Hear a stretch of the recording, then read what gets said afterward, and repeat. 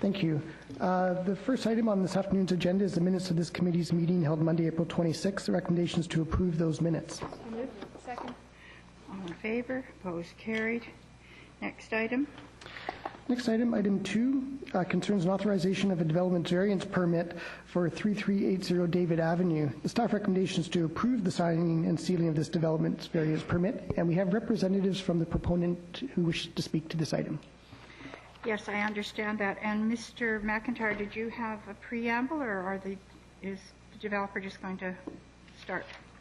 Thank you, Madam Chair. I can offer a few comments and then hand it over to Ray Nostines here from Westbuild, the proponent.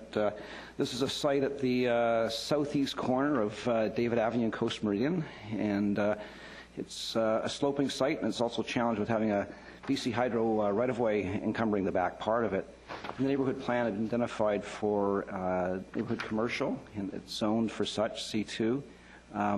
Westbuild's come forward with a plan for the site that deals with those constraints, but in dealing with those constraints have had to request some variances, and that's really the cause of the variances. Staff is in support. I think Mr. Nostine, as I said, wants to speak and give a little bit more information to committee. Okay, good.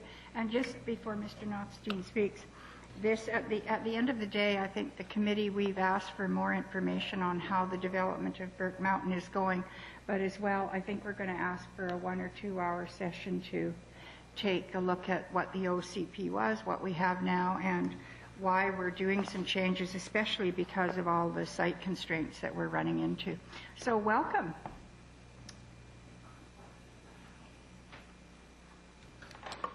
We have pictures? I don't, but I brought someone with great pictures. I know you like pictures. We have them. It'll be a benefit to you. I'm not going to talk much today. For the record, I'm Raymond Nostine, Development Manager of Westbuild Holdings, 1450 Johnson Street. Thanks for the opportunity for us to be able to come forward and present what we're proposing for this commercial site. It's approximately 16,000 square foot commercial building, primarily 2 stories. Our working name for this is Meridian Crossing, and what's interesting and somewhat different than what you've been seeing from Westbuild lately is that this will be built, owned, and operated by Westbuild's shopping center division. So we have a shopping center division. With me today is Tamara Groh. She's our Director of Design and Construction of the shopping center division, and we've also brought our lead architect for this project, Russ Meiklejohn of Millennia Architects. He will be the one with the pictures. The application before you today is technically about development variances only, although we're very excited about this project and we'd like to take the opportunity to spend a few minutes walking you through what we believe is a fantastic building for this site. We'll be bringing this building onto the market prior to what the market would really want to have a commercial building, but we're doing this because we believe that it's an important community amenity, not only to get some retail into the neighborhood, but a community focus. It will tie in with the future high school, the park. So we're really priming the pump here and bringing this on stream probably sooner than anyone else would have if they weren't Westbuild with the holdings that we have up there. Before handing this over to Russ, I'd like to speak quickly to the variances. There are 4 that are in front of you. 2 are setback, one from the front, one from David, one from Coast. The setbacks that we're proposing had already been anticipated in the OCP. So what we're doing is we're following not only the intent, but actually the letter of the neighborhood plan and putting this building where everyone had anticipated that it would be, but a variance is required to do that. We're also going to be asking for a variance on the height. And we've done that because it's a challenge of the site with the steep slope, and also we've wanted to, as also considered in the OCP neighborhood plan, do a real architectural feature on this important corner. So in order to do so, we've had to break that height envelope. The last one is a variation on a landscape strip that's at the south side of the parcel. And what Russ will point out is that we've done what we believe is a very good job of addressing the future townhouses that will be there, so that's a minor variation in our regard. So what I'd like to do is ask Russ to come forward and fairly quickly take you through the building. He's here and available for technical questions that you may have about the site or the building, and I'm certainly available for sort of the neighborhood plan part. I have one question for Certainly. you. When we talk about a neighborhood center, and I know you've heard me go on and on ad nauseum about this, but a neighborhood center to me is when you have like the grocery store, the market, the dry cleaner, the things that truly people can walk to and their needs. And because it's coming from Westfield, I hope you've taken all that into consideration, that it will be a true neighborhood center, not with 9 hairdressers and 44 druggy shops or It's something. going to be filled with realtors' offices? No. No. No, we Don't need any of those. we are working very hard to get what we're considering our A line of Thank you. Thank folks you. in there.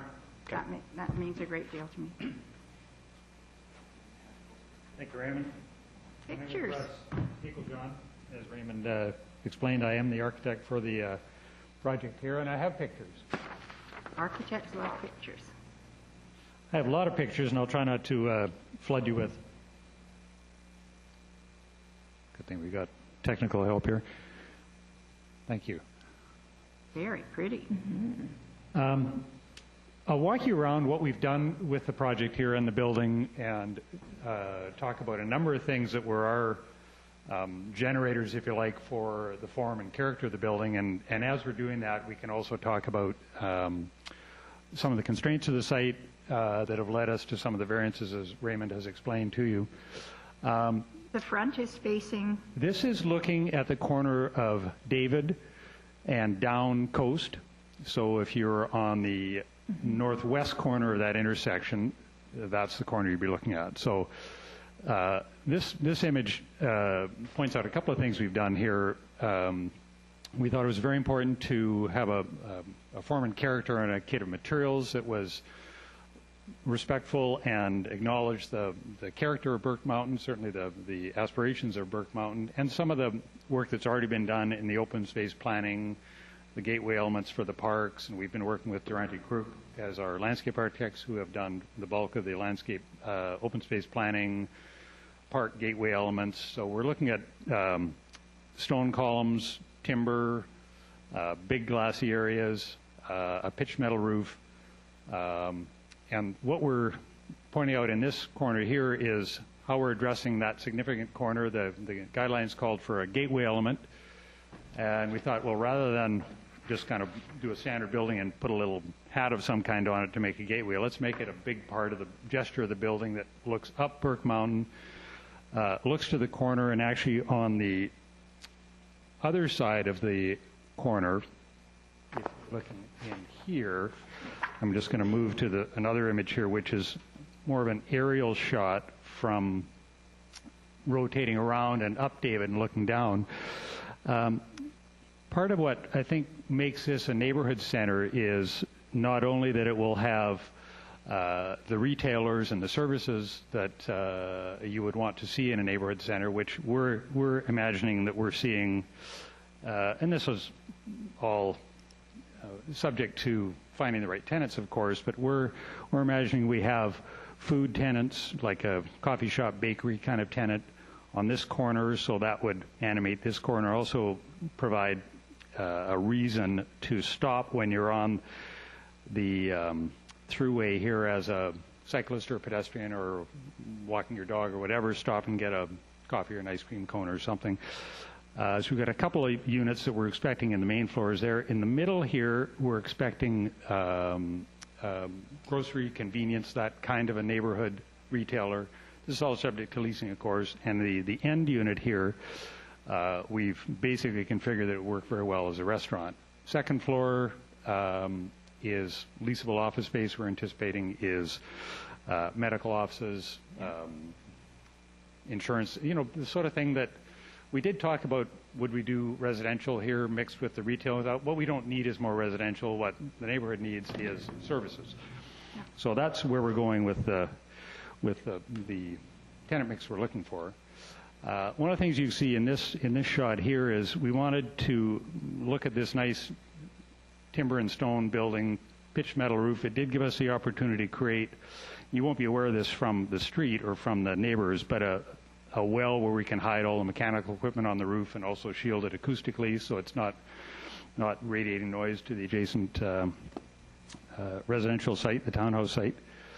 One of the real challenges of this site, working around it, we thought it was very important to address this corner at grade so that on the corner of Coast and David, you were coming in level to the store. The site itself actually climbs about 7 feet up to the corner here, and it drops almost a floor and a half as you're going down coast. So a challenging site to do a retail center on and have it stay at street level.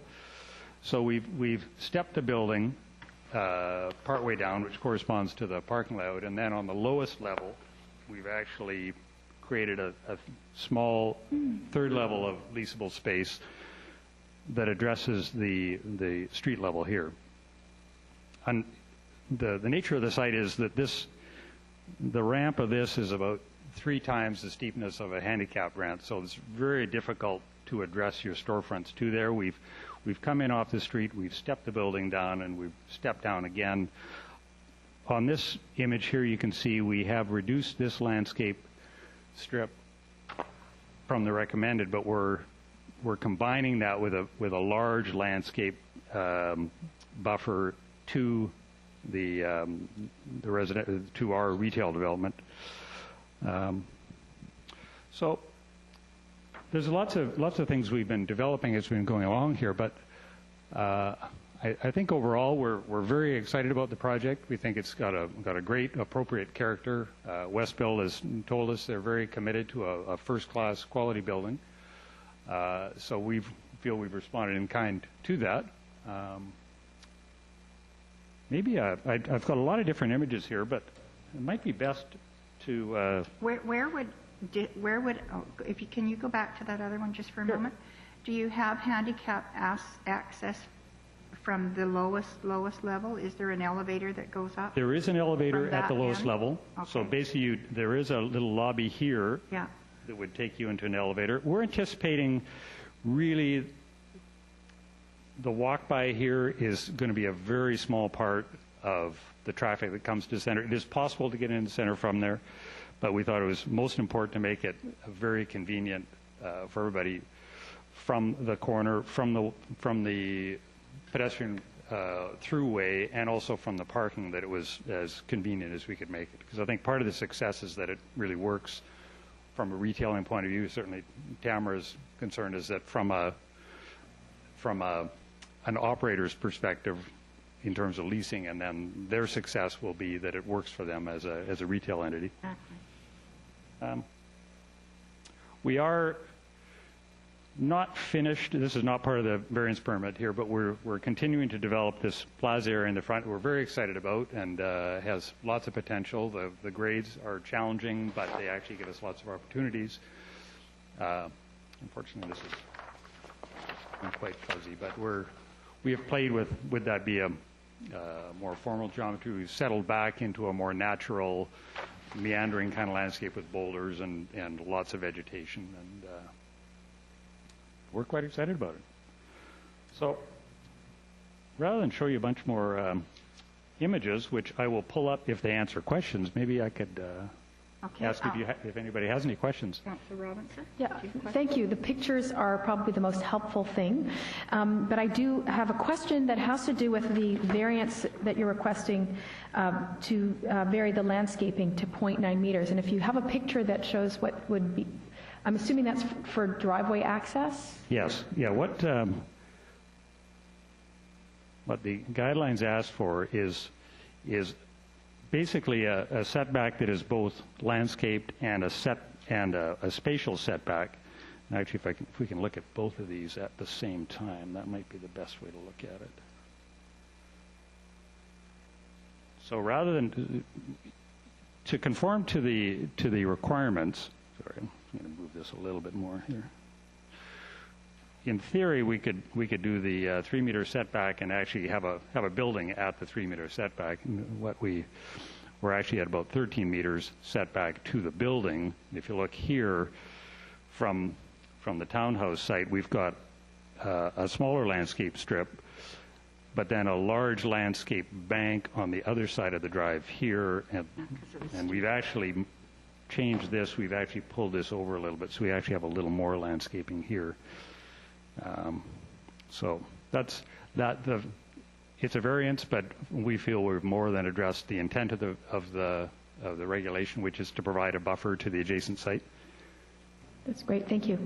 I just wanted to see some of the detail about how you would then accommodate that. It's helpful, thank you.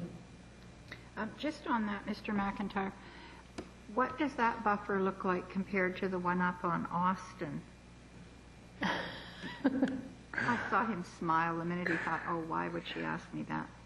Thank you, Madam Chair. Actually, I appreciate the opportunity to speak to that.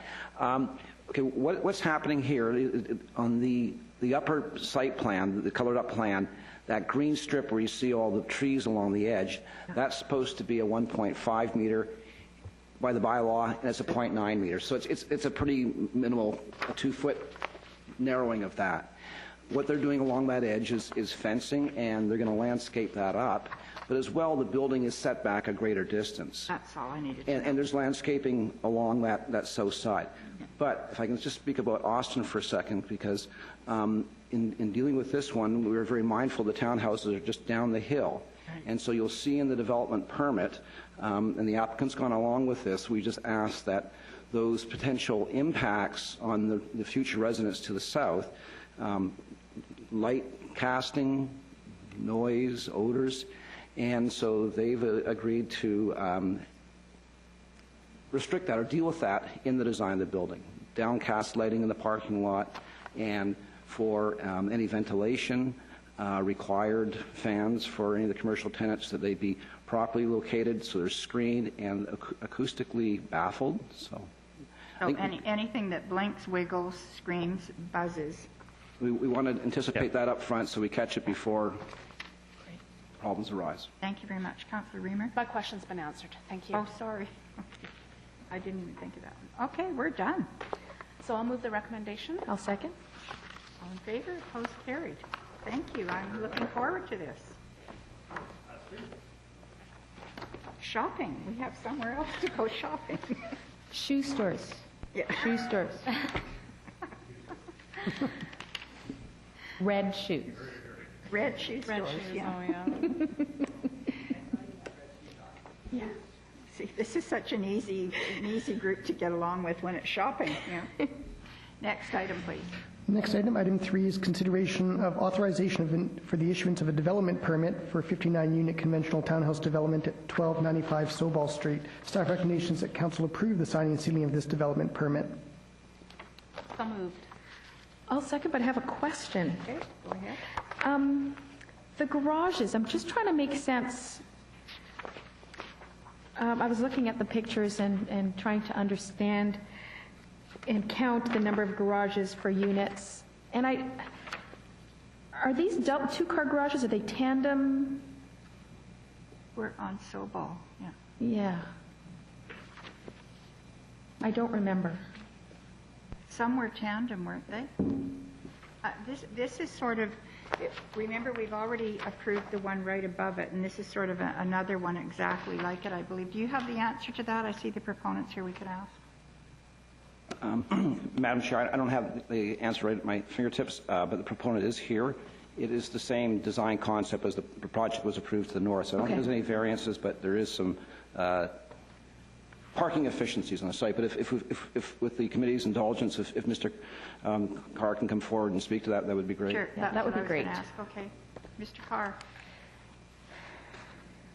Hi. They're predominantly tandem parking on the site.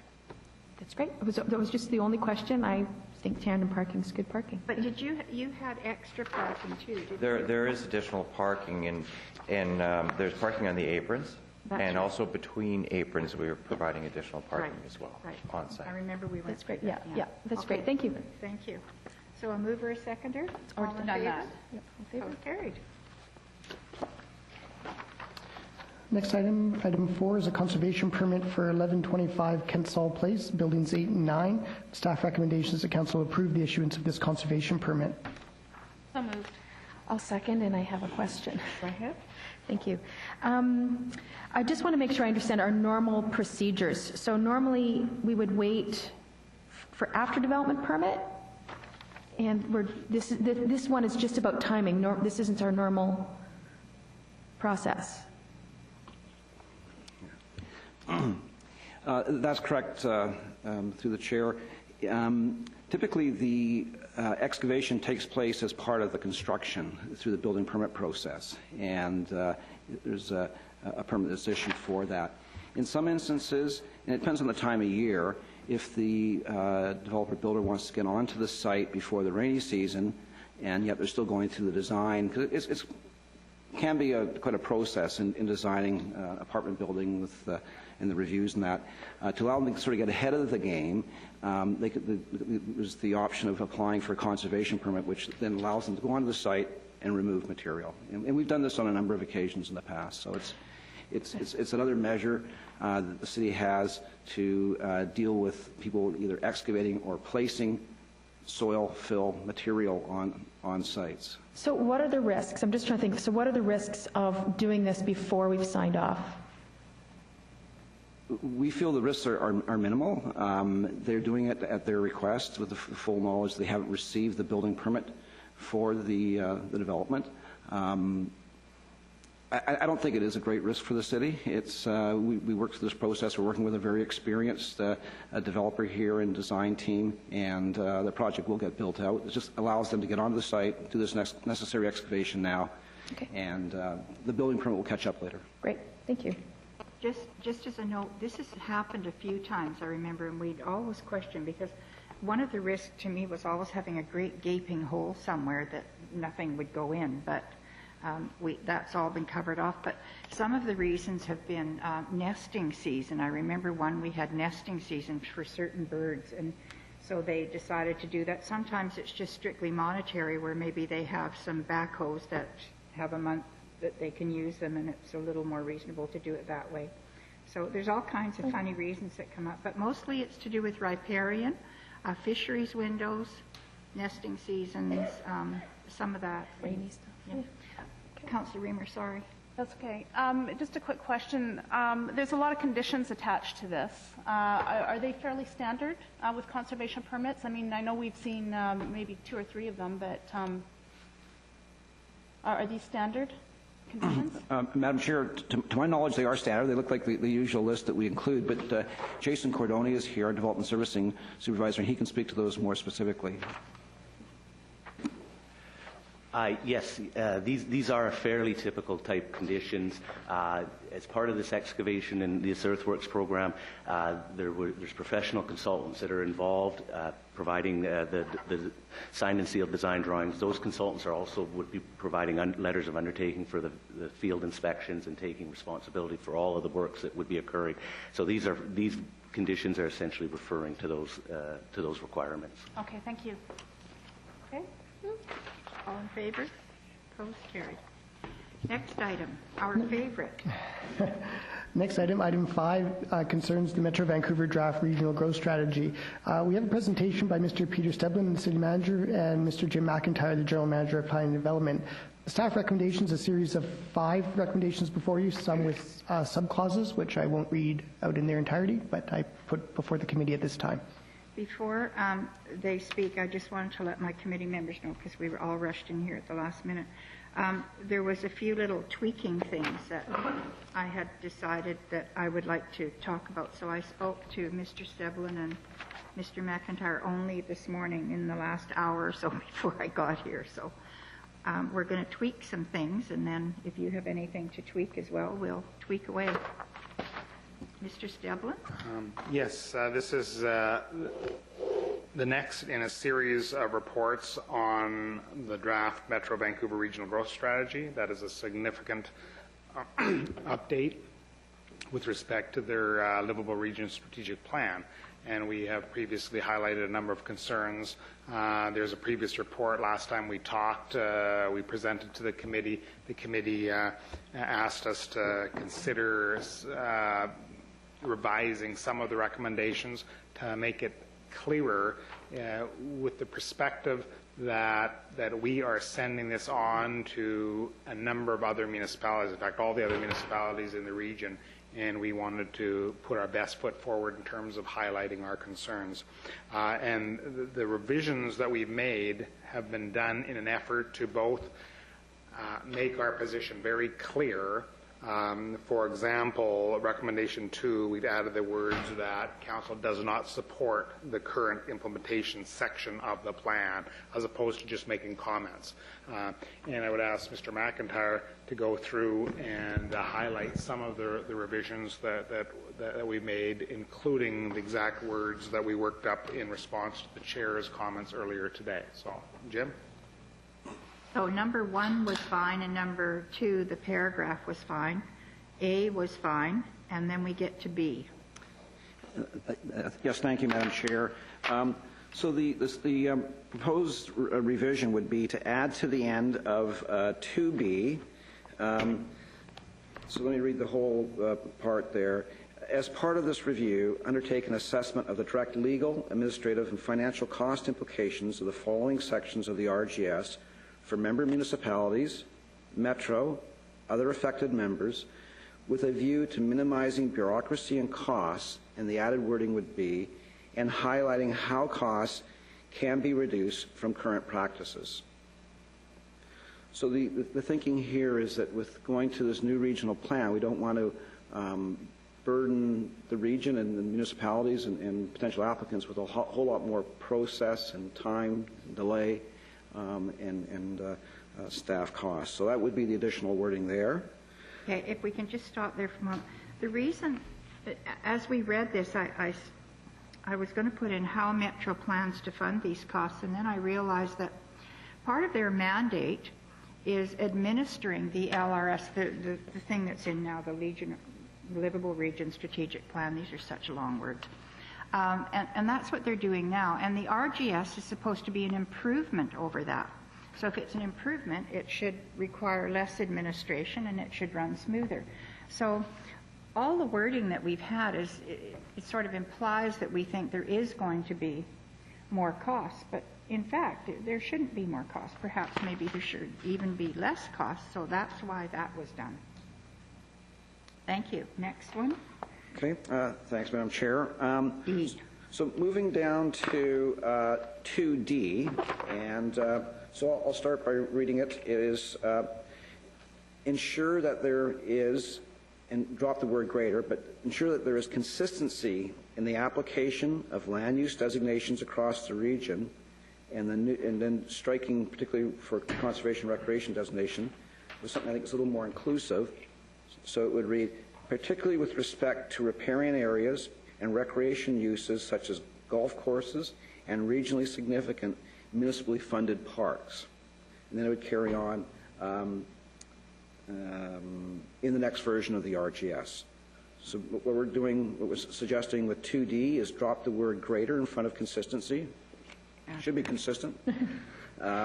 And then secondly, taking out the, particularly for conservation recreation designation, so that seems a little narrow, and to capture, I think, the broader intent with the wording as read out. Okay. Makes sense? Councillor Sorry, Raymer? can you reread that? Okay, so through the chair, I'll read the entire new 2D, or the recommended 2D. Ensure that there is consistency in the application of land use designations across the region, particularly with respect to riparian areas and recreation uses such as golf courses and regionally significant municipally funded parks in the next version of the RGS. That was their wording, not mine. I want to thank you for that. For me, that was the 2D was the one that I kept tripping over and struggling with, because again, I appreciate widening it and broadening it, because I think that's the one that certainly our residents are saying that they, from different areas, are saying that they have concerns about, and I think that's the one that we need to make sure that we capture, and for me it's that consistency, and having greater consistency is like being a little bit pregnant. Either you're consistent or you're not. And for me, golf courses aside, which they're all over the region, so I think there has to be some acknowledgement of them within the RGS, however we're going to acknowledge them. But what really gets me is I really think that conservation and riparian areas are important to protect across the region. And I think mixing them up in a category with large recreational spaces and that, I just think we're just asking for more trouble down at Metro, where we sit for 20 hours on trying to get something moved because it's in the wrong category. It just makes no sense to me. Councillor Reamer, did you want to comment on it? No, I don't. Thank you. Okay. Oh, Mayor Stewart, you're going to wordsmith us now? Oh, I'm not. I'm going. I appreciate that. I appreciate the effort that you've put to it and the eye that you've put to it. I want to take a little bit of issue with your earlier comment related to the potential for reducing costs, because I don't think this will be less costly to administer. In fact, that's the big issue that a whole bunch of people have with the RGS at the draft stage, is that this is potentially enormously more costly and enormously greater impact that Metro will have on decision making across the region, and that's why so many people are having trouble with it. So your wordsmithing, I think, is entirely appropriate, and I agree with you entirely related to the conservation and riparian areas, which are a different animal than the recreation uses, which are different from any number of other things, so that if we can get consistency, and I don't know that we'll get it, because it does seem like we've started from the wrong spot. So I entirely support the changed wording, and I want to applaud the chair for having sat down and worked those things up. Oh, thank you. Okay, moving on. Thank you, Madam Chair. The other would be a ordering change. So under recommendation 2, currently there's sub F and sub G, and I think the suggestion there was just to reverse those, because the logical flow is more to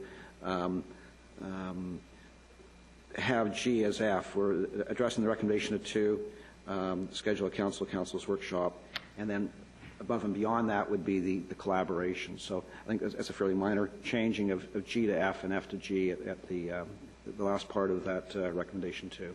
And the reason that came up was because we all went to, and I saw you there, Councillor Reamer, I didn't even realize you were there, at the Metro Vancouver Solid Waste, and we were all there. And it's amazing when we're all in the same room and we all think we've got something handled, and we get there and all of a sudden there's a gazillion other questions and a gazillion other ideas on, you know, everyone comes from their own perspective on how they're going to handle any of these huge issues.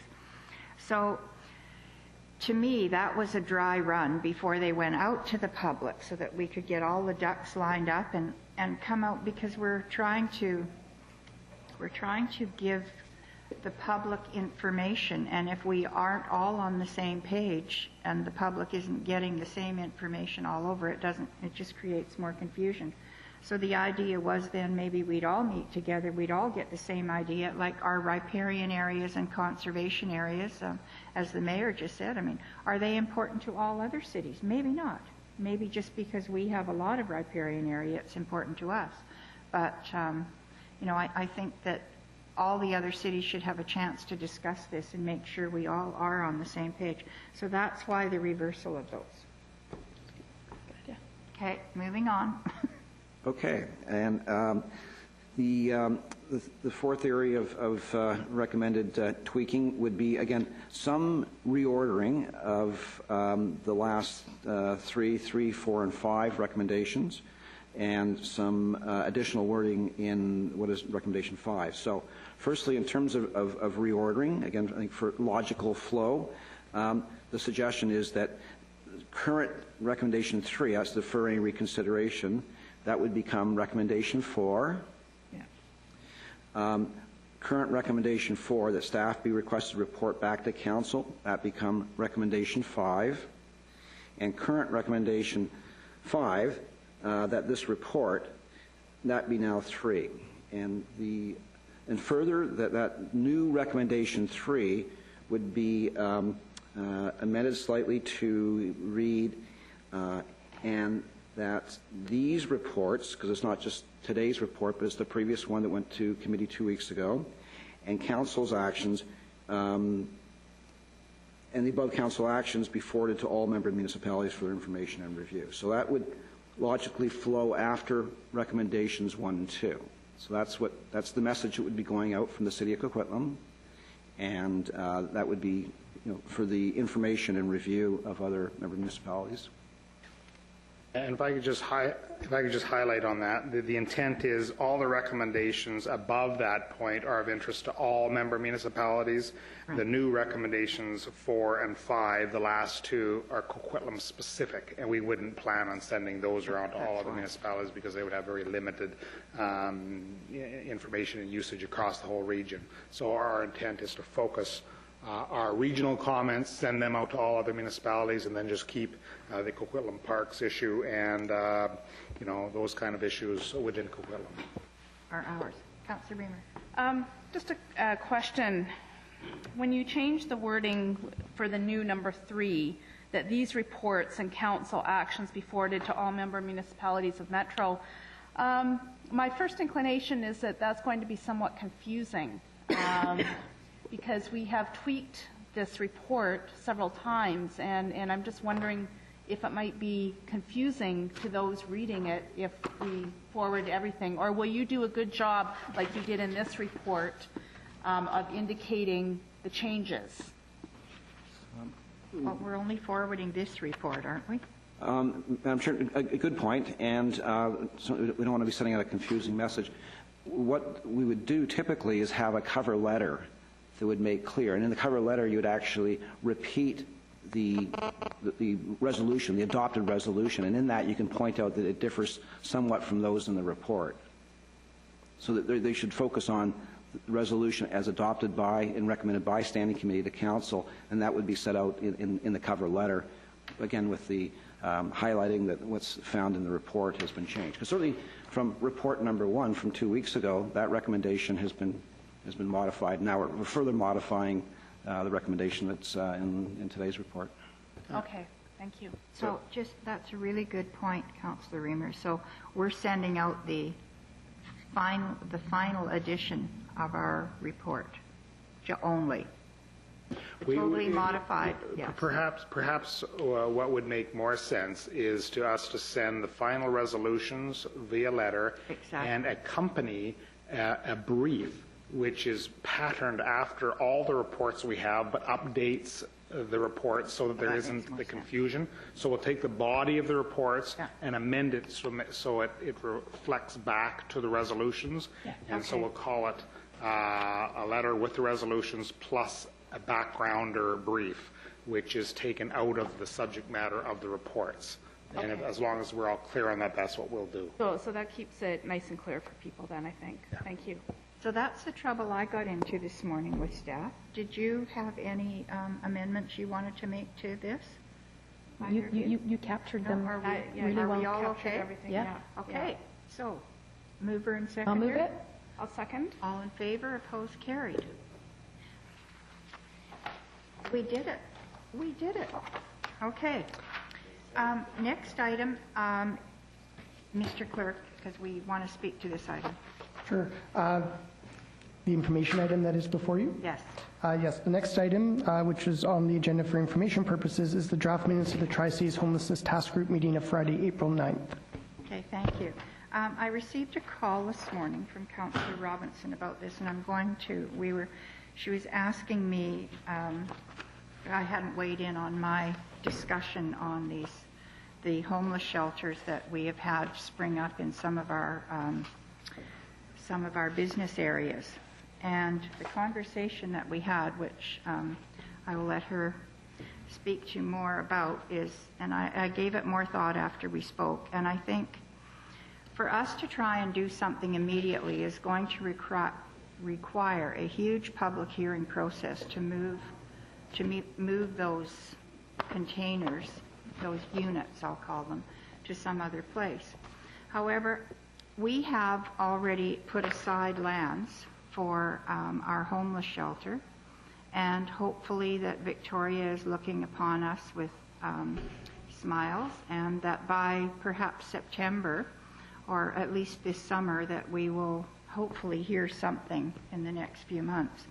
But I'm wondering, Mr. McIntyre, if it would be possible for our staff to discuss with Port Coquitlam and Port Moody if they have sites that are already zoned that could possibly be a place to move these shelters to, that could be used in the other cities, that doesn't require like 3 months of zoning and public hearings, et cetera, being that we've already got a site ready to go when we get some funding for a permanent shelter. And I don't know if that's a solution or not. I think it's very generous of people to come forward and help their fellow man, but as harsh as it seems, we do have businesses to run, and we have residences to protect, and I don't know what else we can do. And you had mentioned something to me as well about these containers, so I'm going to let Councillor Robinson speak because she's been working with these people, and then I'd like your comments, please. Councillor Robinson. Thank you.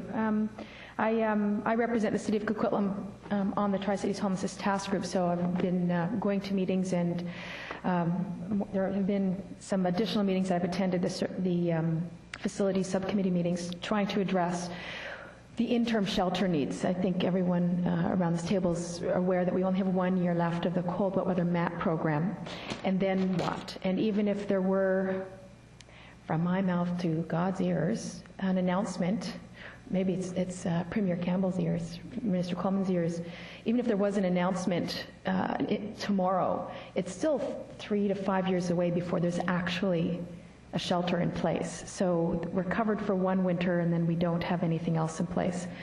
So, you know, with the generosity of a local businessman who has really come forward and with these container units, you know, we're trying to, the facility subcommittee is really working hard to try to figure out what's the interim step, and I know that staff have certainly been aware of some of those challenges. But our chair, Councillor Reid, had this, you know, really helpful idea about let's check in with our neighbors and see if they can accommodate, because right now it's here in our community, but it would be really nice to see to invite them to the table to look and see if we can provide some interim shelter, but it might not be in our community. And ideally, when you take a look at where the folks who are homeless, it would be ideal to have it in Port Coquitlam, somewhere along the river. And I don't know if the facilities subcommittee has looked in Port Coquitlam. I know that we've certainly beat the bushes in Coquitlam, but I don't know that we have in Port Coquitlam, and it would be great if they could do that.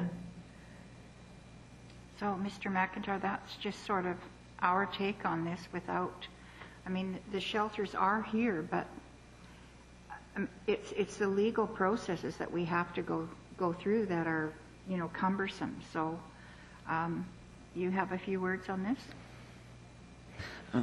Yes, thanks, Madam Chair.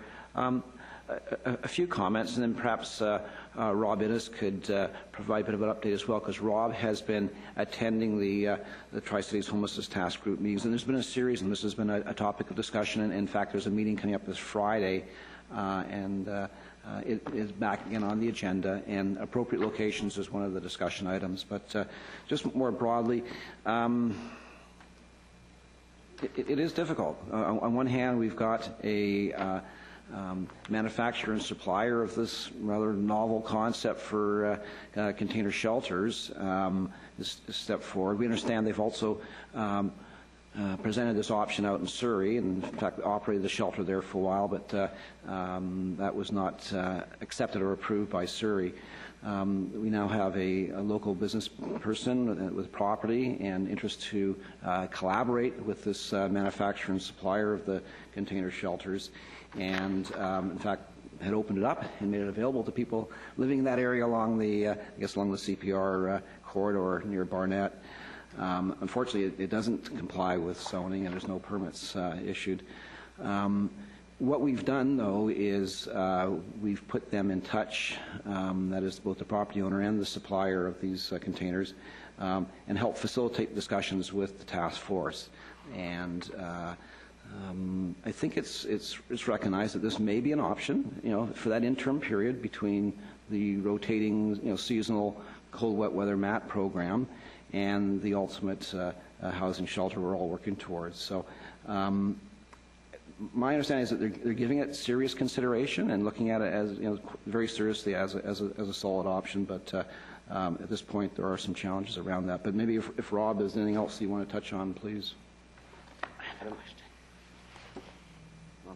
Madam Chair, just further to what Jim was saying, this Friday's facilities subcommittee meeting is focused again on the review of the Boyd Auto Body, Mr. Sly's proposal. So again, looking at it as a concept and then looking at potential locations. I just wanted to respond to Councillor Robinson's question about have other sites been considered or in other city in Poco or Port Moody.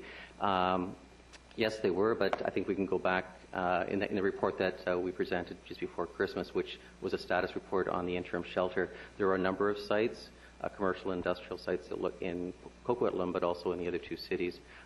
We can go back and look at those, and again, maybe cast the net and approach those cities. And with where we are now, things have changed, and I think that there's value in asking that question. Great, thank you. Thank you, Councillor Reamer. Thank you.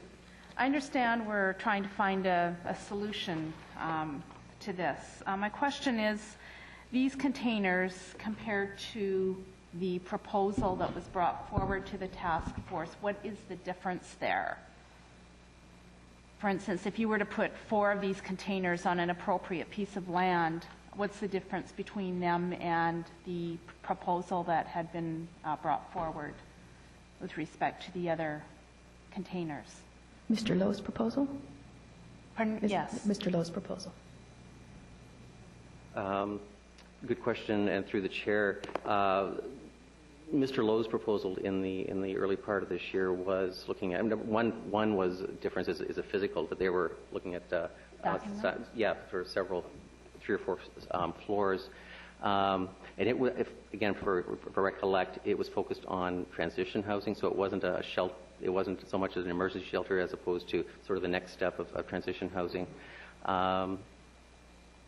The Boyd Auto Body or Mr. Sly's proposal is focused on an immediate emergency shelter, and what the task force is now looking in terms of, again, as an interim solution, is there an opportunity in terms of taking that basic shelter component, adding the services or other, the meals, these other pieces that could be added to it, and is there a way to make it happen? And is that helpful?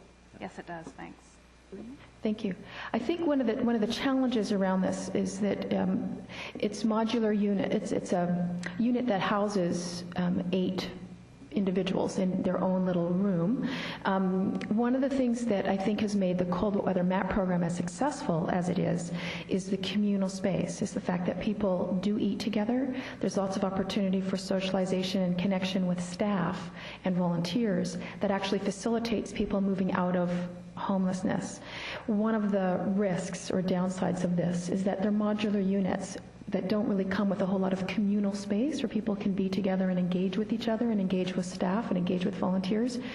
And so the question remains, it's like these folks may have a dry, warm place to sleep, but it could potentially fall really short on engagement and support and doing assessments and looking at mental health assessments and moving them through. So yes, they will not be intense and they will not be living necessarily on the river.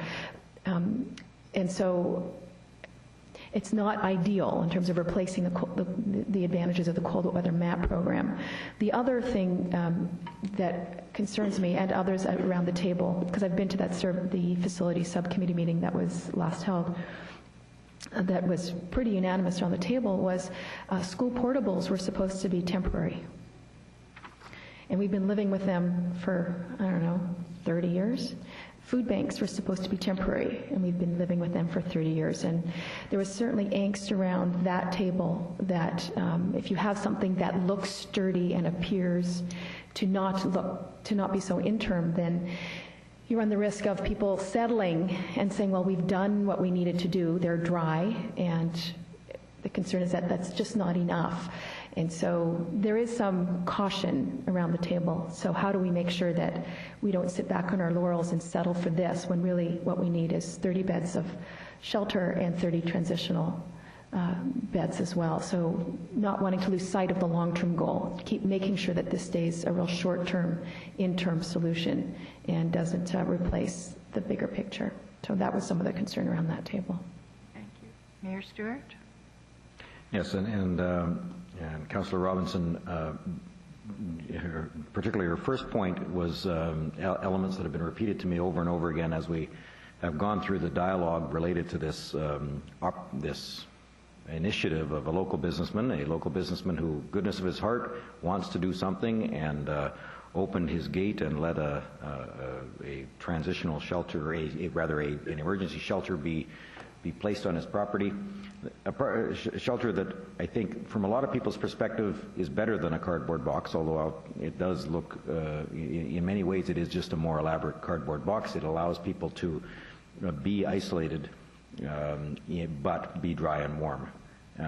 So I think that the committee is well, in fact I had a conversation with Sandy Burpee on Sunday at the or Saturday morning rather, at the Port Coquitlam May Day celebrations, and it was primarily about how do we get that communal space? How do we, if this can be added to the mix, if this is one of the potential solutions, how can we get it to be definitely temporary, and how can we get the added communal space and the wraparound services that allow that a homeless shelter isn't really, we call it a homeless shelter, it is meant to shelter, but it is also meant to help people out of homelessness.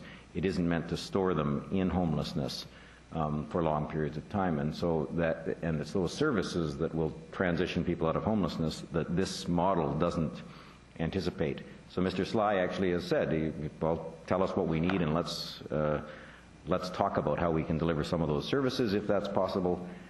My hope is that in the next couple of months, and the indications are from the minister that this is possible. It's not a wild dream. It's possible that in the next couple of months, Treasury Board will permit the capital funding to move us forward.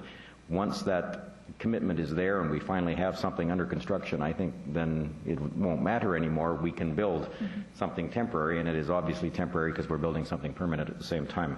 So I'm glad the dialogue is going on, and I'm glad that these folks are meeting with the folks that we look to for advice on this. That's the Homelessness Task Group, and I look forward to seeing whether in fact this is an option that can work in our community. So I'm glad everyone's minds are open. Okay, thank you. So staff, I guess it's carry on regardless, and if we can come up with a bright idea, let's do so. So, Madam Chair, if I could, just to be clear then, we are meeting this Friday, and the request from the Standing Committee, which I guess will be part of the minutes going forward to Council, but we would raise this at the meeting. Well, we can talk first with the staff, but this would be communicated from the City of Coquitlam, asking our municipal neighbours if they've got suitable sites that are zoned that may make sense for this. Okay. Yes, because for us, I think any site that we would look at is going to have to be a very cumbersome process to legally get them on. So let's try the easy way out first if we can, and hopefully if the mayor's right, we'll have some funding and we'll be happy campers. But on the point of the location, on the point of the location, I accept the Councillor Robinson's suggestion that what we really mean isn't Port Moody or Port Coquitlam. What we really mean is Port Coquitlam, where the homeless are, because, quite frankly, Boyd's Auto Body is quite some distance from. It's almost on the edge of where the acceptable location of a homeless shelter would be for our region's needs. So maybe if we mean Port Coquitlam, we should simply say. Find out whether Port Coquitlam has land. However, if Port Moody does, let's take a look at it. Yeah, we love our neighbors. Let's cast our Whichever net far neighbor and wide. wants to be helpful, we'll take them up on it. Last item is something that I spoke to Mr. McIntyre about it. These are additional items, and we didn't do them at the front. But Burke Mountain, we are at a situation now where I think every meeting, our committee is doing variances and more variances and more variances. And it's now, and we're getting questions from the ratepayers groups that are saying, you know, we don't want townhouses instead of apartments, or apartments instead of single-family homes, and it's going on and on. So Mr. McIntyre has been keeping a running total of the units that we have up there. And I would like either to have an extended land use meeting, so we have to go forward to council with this, to either have an extended land use committee, maybe extend it for another hour or something, or maybe not, depending on what staff feels. I think we need to look at the OCP that we've got up there now. I think we can color the ones that we had for townhouses, and if they've changed, we should know, we should have some kind of a very visual, easy way of looking at it so that the public can look at it as well, and know how we're keeping track of the amount of single family we had up there, of any land use changes we've gone through. And a lot of it is because of the terrain that they're running into, and the soil conditions and things like that. So if we could just take that forward to council, and maybe we can have a discussion, Mr. McIntyre, and you can figure out a suitable time. I think it should be before the end of June, though, because we're running into more and more people that want to change land use designations, and I think we really need to look at this. Madam Chair, no, certainly we will pursue that. In fact, that was sort of our thinking as well. There's been, if you recall from the last standing committee meeting, the requests around the running tally for the numbers. There's also been requests about the mapping to see sort of a before and after. And we are pulling together that material. We've reviewed it and have a little bit of a sense of what's happening. But what we want to do is not just bring back that and lay it in front of the committee and, you know, now what? So what we want to do is come back with some suggestions of ways we may want to deal with that, some options for revisiting some of the plans and some of the aspects of the plan. So right now we're working on that, and what we've targeted, I think, is the June 14th committee meeting for that presentation. Oh, okay. Will we need more time? Well, let's see what else we have in the agenda pipe. We've been pretty busy of late, but I'll check with staff and we'll coordinate with the clerk's department to make sure we have sufficient time to have that discussion. I want all of council present if possible. That'd be one of those sessions, that's correct, Madam Chair, that we would highlight and certainly invite all council to participate. Okay, thank you. Great, thank you. Did you have something, Councillor Reamer? No, that's okay. I think the 2 hours will probably be sufficient. I was going to say that, but especially if we get it ahead of time and then we come here ready to discuss what we've already read. Okay. So, all right. Anything more for the meeting? Okay. Move adjournment. So moved. Second. All in favor? We're done. Thank you very much.